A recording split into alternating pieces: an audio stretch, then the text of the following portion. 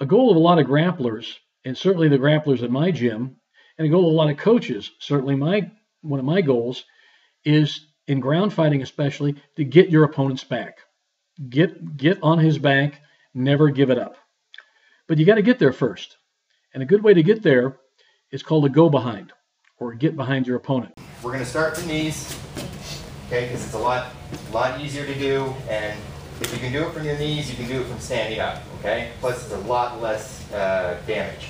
All right, so I get a hold of Dre, just normal collar tie up, snap down, okay?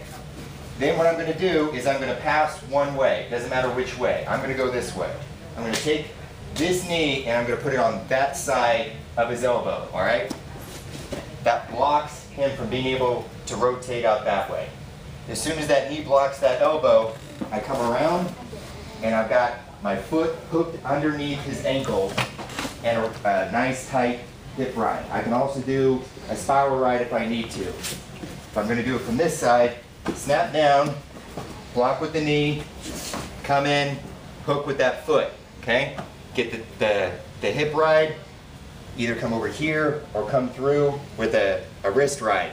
You can also do a spiral ride here. I don't put my foot in between because he can roll a knee bar me, okay? I hook through there. I don't put my knee down for the same reason. He's going to hook that, okay?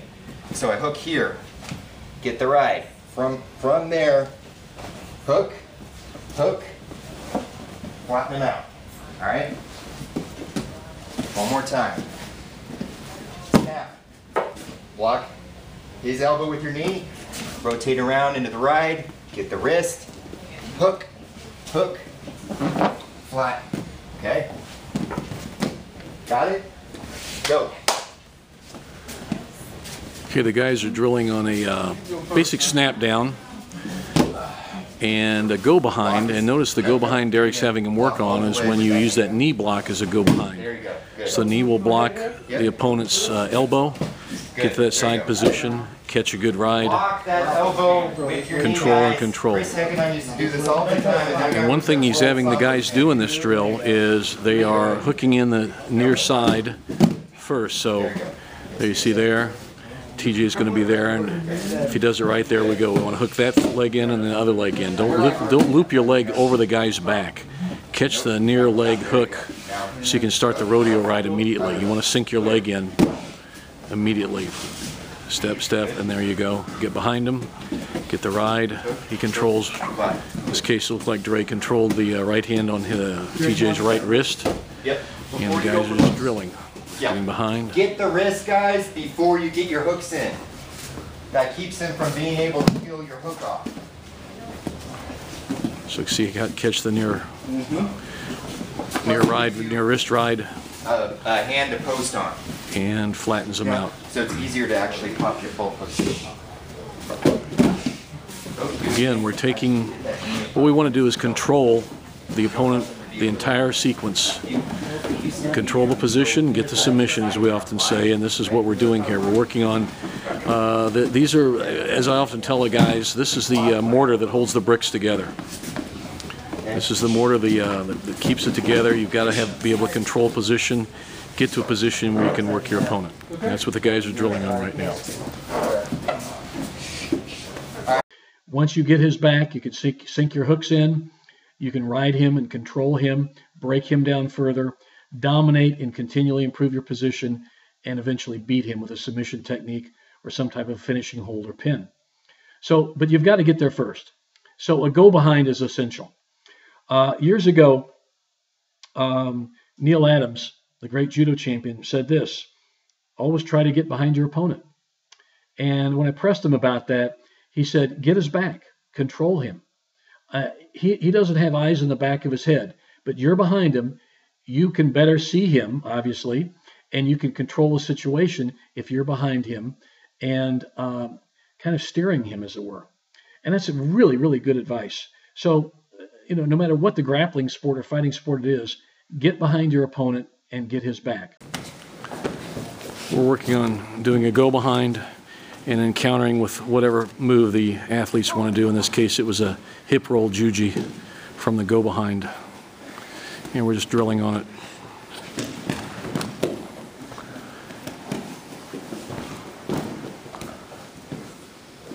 And once you do your go behind, once you get behind him and get his back, then immediately go to work on him. Continue to ride him, to continue to improve your position, break him down, get your hooks in, get a leg ride, get a wrist ride, whatever it may be. But you've got to continually improve your position once you get behind him. We're drilling on getting behind, getting control. Derrick's on top of Mike here with a good rodeo ride, both hooks in. And if Mike is a really tough guy, and in this case, and Mike is a tough guy, but he is getting up to a base again. So in this case, Mike's flattening Derrick out.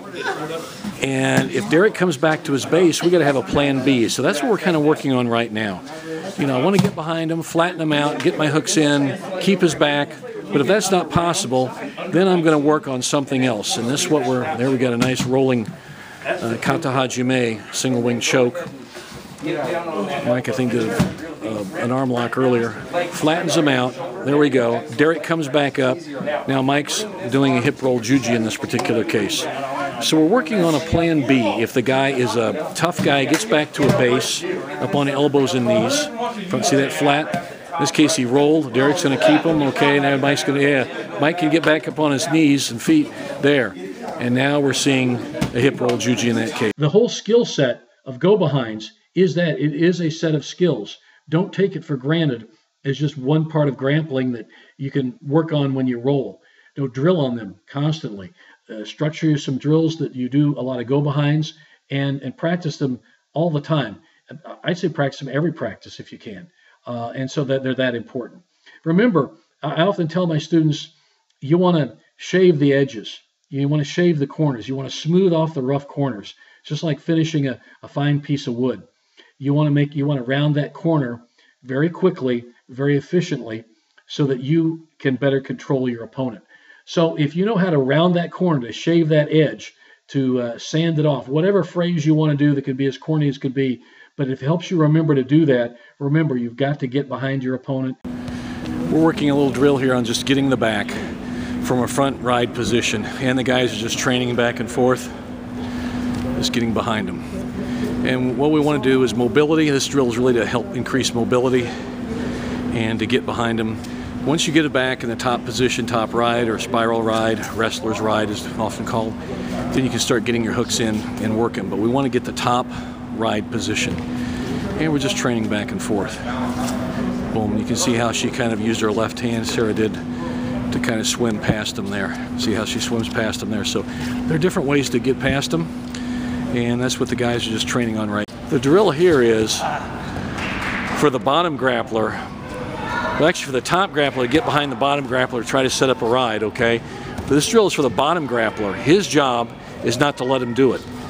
So he's going to keep turning on the inside and try to get a reversal. So it's a bit of a competitive drill for the guys here. And let's see who's going to do it. Okay, Mike's on the bottom, and Juan's trying to get behind him. Mike was trying to get behind Juan, I see. The idea is to try to get behind your opponent and control him. And so Juan's up top. Now Mike's going to work on trying to get behind him and reverse him. So that's what the little drill is here, is a little bit of a go-behind contest to see who can get a better controlling position. Mike did a little breakdown there, but Juan got behind him.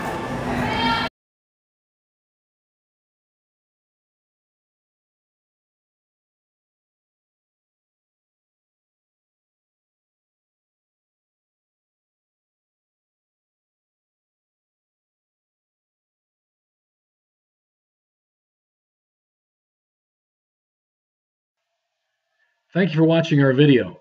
We strive to bring fundamentally sound and technically innovative skills and information to you, the viewer. So we really appreciate you joining us, and we hope to see you for another video.